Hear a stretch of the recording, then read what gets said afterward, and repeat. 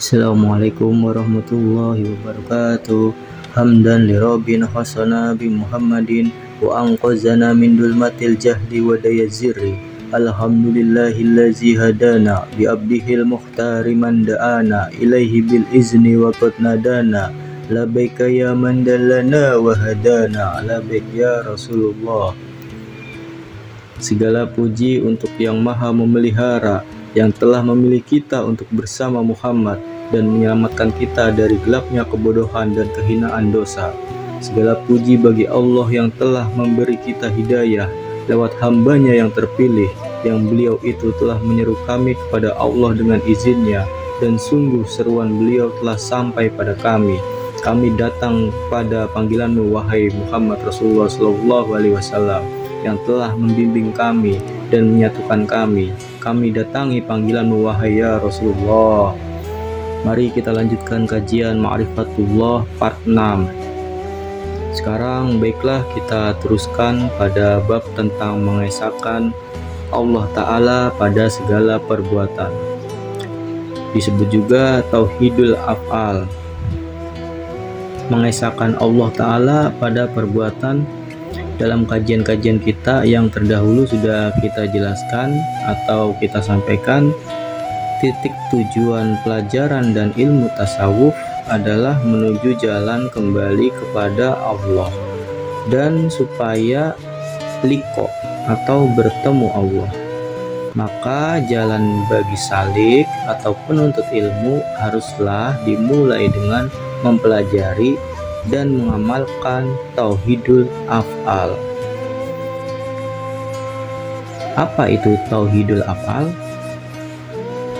Tauhidul Af'al itu artinya mengesahkan Allah Ta'ala pada segala perbuatan, yaitu meninggalkan seluruh perbuatan yang ada pada makhluk ini kepada Allah.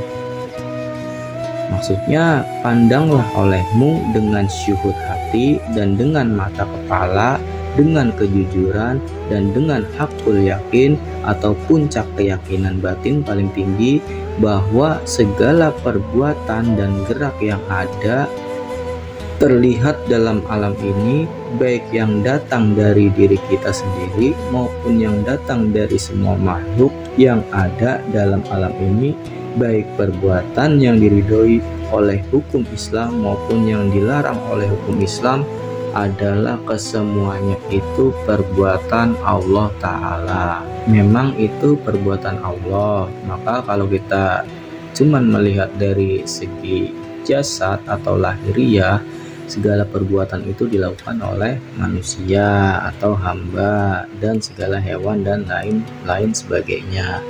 Namun kalau kita teliti dengan cermat dan dengan penuh keyakinan dan dengan tinjauan akal, dengan seksama bahwasannya memang makhluk ini lemah, doif, hina, tak punya daya upaya sama sekali, dan tidak punya sifat taksir. Sifat taksir itu kudrat, irodat, ilmu, hayat yang semuanya kepunyaan dan milik Allah. Itulah taksir. Oke, lanjut ya. Sedangkan segala perbuatan itu nggak akan ada kalau sifat yang memperbuat itu nggak memiliki sifat-sifat tersebut. Sifat-sifat taksir itu kepunyaan dan milik Allah.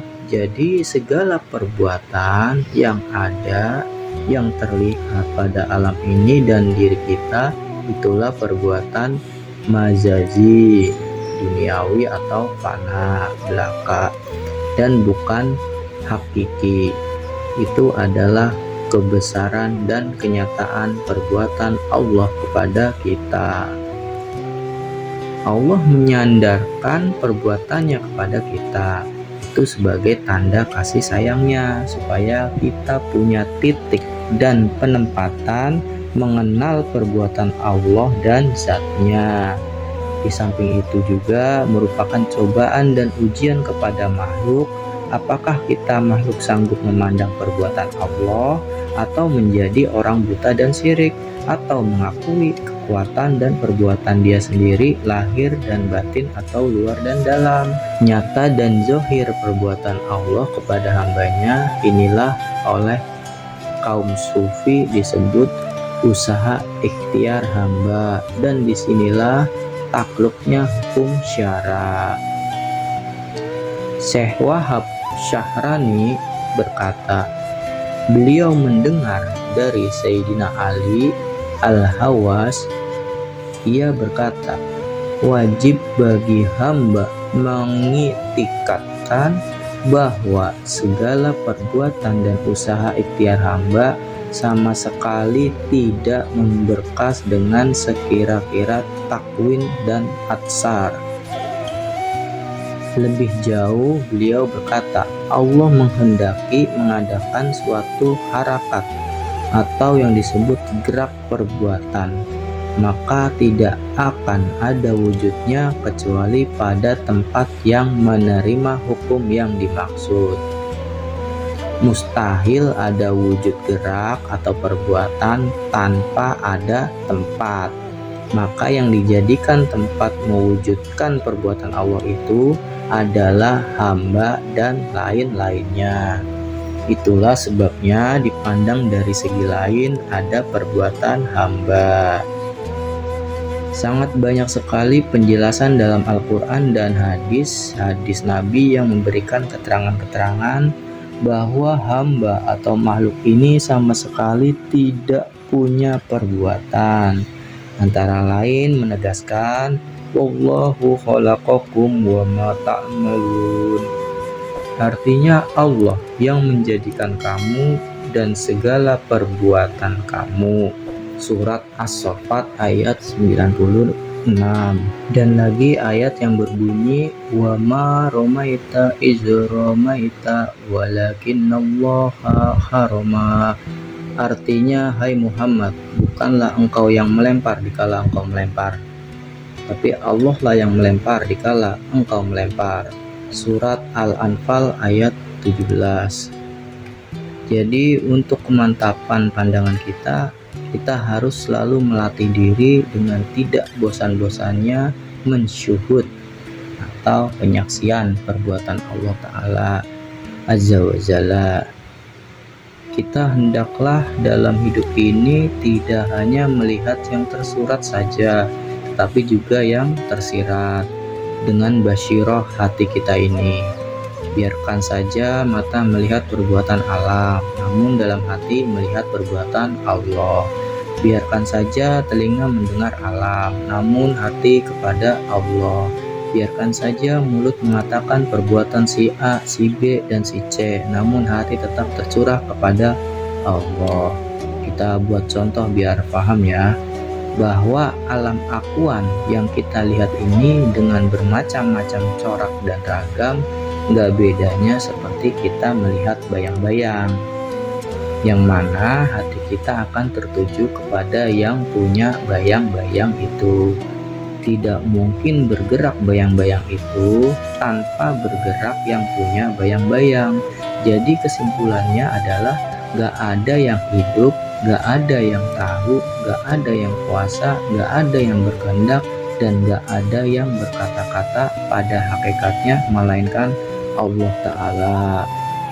Adapun wujud sifat ini kepada makhluk adalah tempat memandang sifat-sifat Tuhan yang wujud pada makhluk, yaitu bayang-bayang sifat Tuhan kepada hamba, seperti wujud kita adalah bayang-bayang wujud Allah Ta'ala. Mustahil ada wujud bayang-bayang jika nggak ada wujud yang mempunyai bayang-bayang, dan mustahil juga bergerak bayang-bayang jika yang mempunyai bayang-bayang nggak bergerak. Jadi untuk memantapkan pandangan ini bahwa makhluk ini nggak ada mempunyai perbuatan. Perbuatan yang ada dalam alam ini semua perbuatan Tuhan Allah semata-mata. Dan jika engkau menyangka ada perbuatan lain selain perbuatannya, walaupun sebesar biji jahro, maka syiriklah engkau, artinya menyekutukan Tuhan dengan lainnya. Demikianlah orang yang hendak mengesahkan Allah Ta'ala pada afal atau perbuatannya. Tanamkanlah keyakinan kita itu ke dalam lubuk jiwa yang sangat mendalam, agar tidak bergeser walau sebesar biji zahro. kalau udah mantap pandangan akan afal Allah atau perbuatan Allah, maka manunggalah perbuatanmu, manunggal dalam rahasia dengan afalnya. Cukup sekian dulu ya, kita lanjut di lain waktu. Wassalamualaikum warahmatullahi wabarakatuh.